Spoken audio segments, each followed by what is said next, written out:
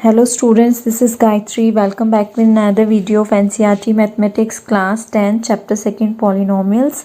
और आज हम करेंगे एक्सरसाइज 2.2 का क्वेश्चन नंबर।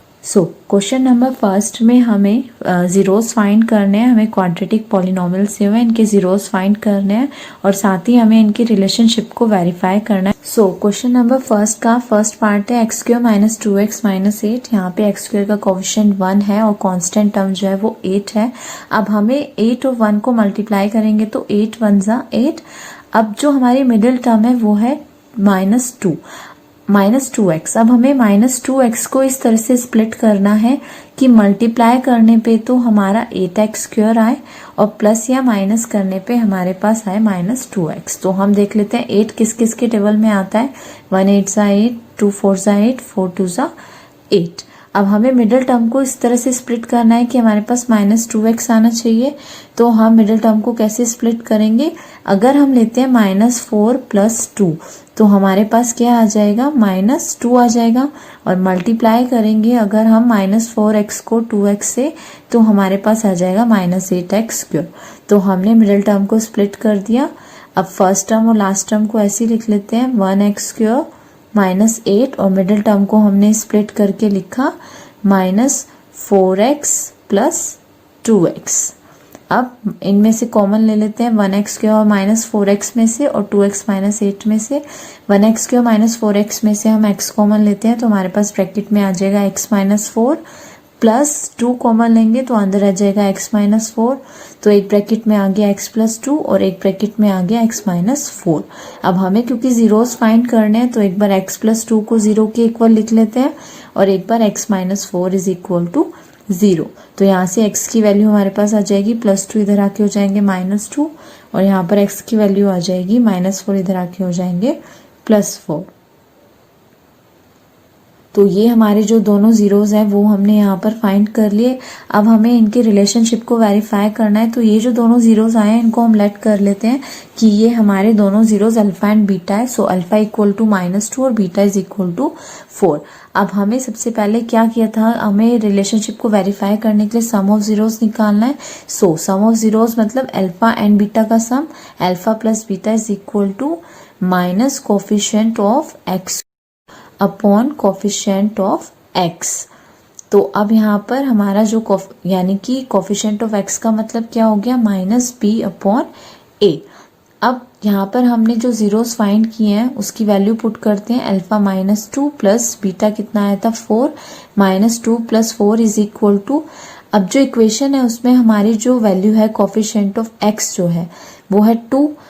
ये माइनस का साइन तो फॉर्मूले का हो गया और जो कोफिशिएंट x का वो भी -2 है। माइनस ब्रैकेट में -2/1। अब यहाँ से हम इसके नीचे कुछ नहीं है 1 ले लेते हैं, -2 + 4 करते हैं तो हमारे पास आएगा 2 = और इधर भी कितना आ जाएगा? माइनस से माइनस कैंसिल होके 2। अल्फा + बीटा जो है वो हमारा दोनों तरफ इक्वल आ गया, यानी सम ऑफ जीरोस जो है वो वेरीफाई हो जाता है। 2 = 2। इसी तरह से अब हम अल्फा × बीटा निकाल लेते हैं, यानी कि प्रोडक्ट ऑफ जीरोस वो इक्वल होता है constant term upon coefficient of x square that is equal to c/a। अब अल्फा -2 × बीटा 4 = इक्वेशन में कांस्टेंट टर्म हमारी क्या है? -8 और कोफिशिएंट ऑफ x स्क्वायर कितना है? 1। -8/1। अब 4 को 2 से मल्टीप्लाई करेंगे, -8 = -8। तो LHS = RHS, यानी सम ऑफ जीरोस भी हमारा वेरीफाई हो गया और प्रोडक्ट ऑफ जीरोस भी हमारा वेरीफाई हो गया।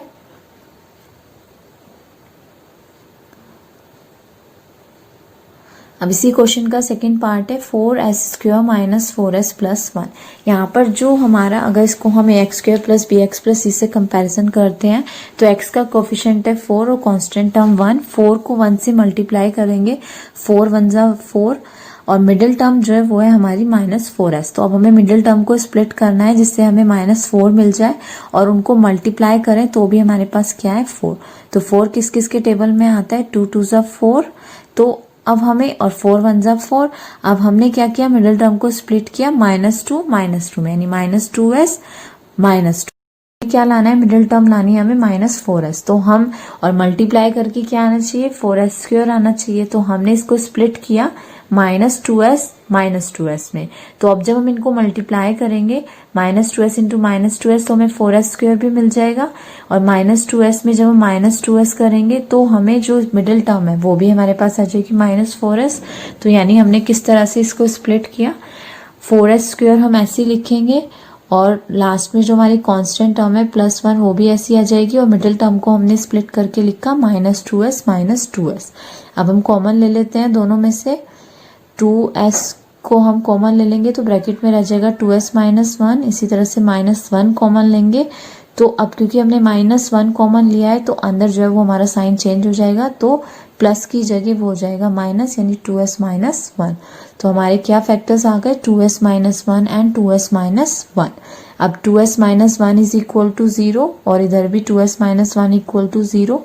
तो यहाँ से हमारी 2s इज इक्वल टू आ जाएगा -1 इधर आके +1, और 2s इधर आके इक्वल टू -1 है +1 हो जाएगा। अब s की वैल्यू हमारी दोनों तरफ कितनी आ जाएगी, 1/2 एंड 1/2। तो यहाँ पर ये हमारे दोनों जीरोस जो है वो क्या आ गए, 1/2 एंड 1/2, यानी कि अल्फा जो है वो 1/2 आ गया और बीटा भी 1/2 आ गया। अब हम इसके रिलेशनशिप को वेरीफाई कर लेते हैं। सो सम ऑफ जीरोस जो होता है वो इक्वल टू होता है minus coefficient of x upon coefficient of x²।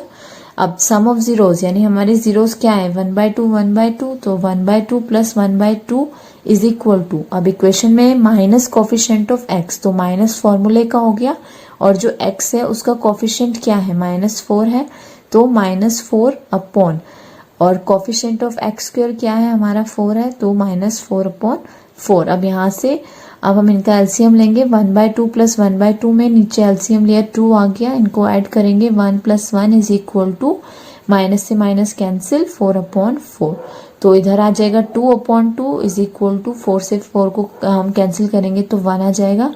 अब यहाँ पर दोनों तरफ 1 इज इक्वल टू 1 आ गया, यानी LHS इक्वल टू RHS। तो सम ऑफ जीरोस जो है वो वेरीफाई हो गए। इसी तरह से अब हम प्रोडक्ट ऑफ जीरोस निकाल लेते हैं। Product of zeros equal to होता है constant term upon coefficient of x²।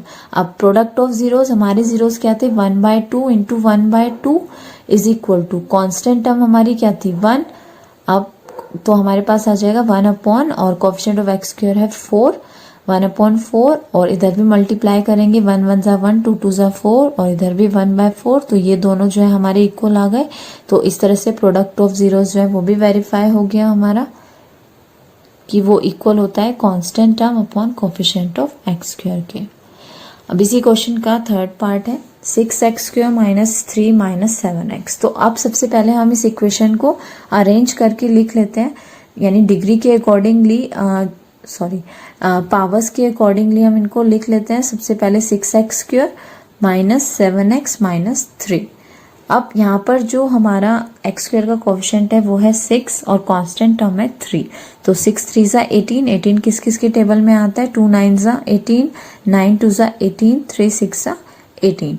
तो अब हमें क्या करना है, हमें 6 और 3 का मल्टीप्लाई तो हमें 18 लाना है, और जो मिडिल टर्म है वो क्या है -7x। तो यानी कि हमें इस तरह से स्प्लिट करना है, इस तरह से इस मिडिल टर्म को स्प्लिट करना है कि मल्टीप्लाई करें तो 18 आ जाए, और प्लस या माइनस करें तो -7 आ जाए।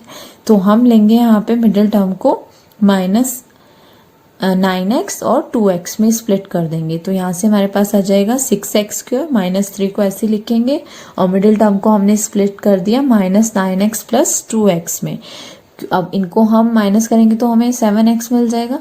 अब यहाँ से हमारे पास हम कॉमन लेते हैं, तो कॉमन लेंगे हमारे पास आएगा 3x, और ब्रैकेट में रह जाएगा 3 2 ज़ा 6 2x - 3 3 ज़ा 9 3, प्लस 1 कॉमन लेंगे, यहाँ पे कुछ भी कॉमन नहीं है तो ब्रैकेट में रह गया 2x - 3।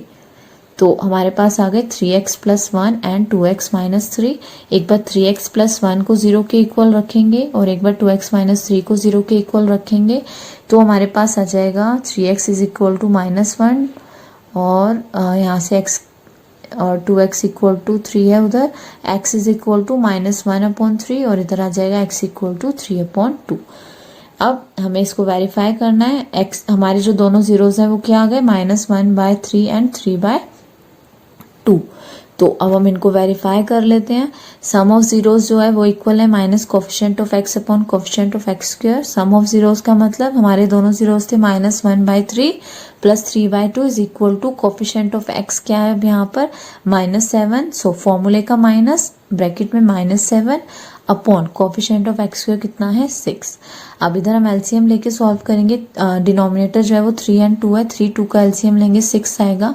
3 2 ज़ा 6, 2 1 ज़ा 2, तो ये आ गया -2 प्लस 2 3 ज़ा 6, 3 3 ज़ा 9 और इधर आ जाएगा हमारा माइनस से माइनस कैंसिल 7/6। अब 9 प्लस हमारे प्लस के हैं और 2 माइनस के हैं तो प्लस माइनस माइनस 9 में से 2 माइनस करेंगे 7 और साइन प्लस का रहेगा upon 6 that is equal to 7/6। तो ये वेरीफाई हो गया सम ऑफ जीरोस का भी रिलेशनशिप कोफिशिएंट के साथ। अब हम निकाल लेते हैं product of zeros constant term upon coefficient of X square.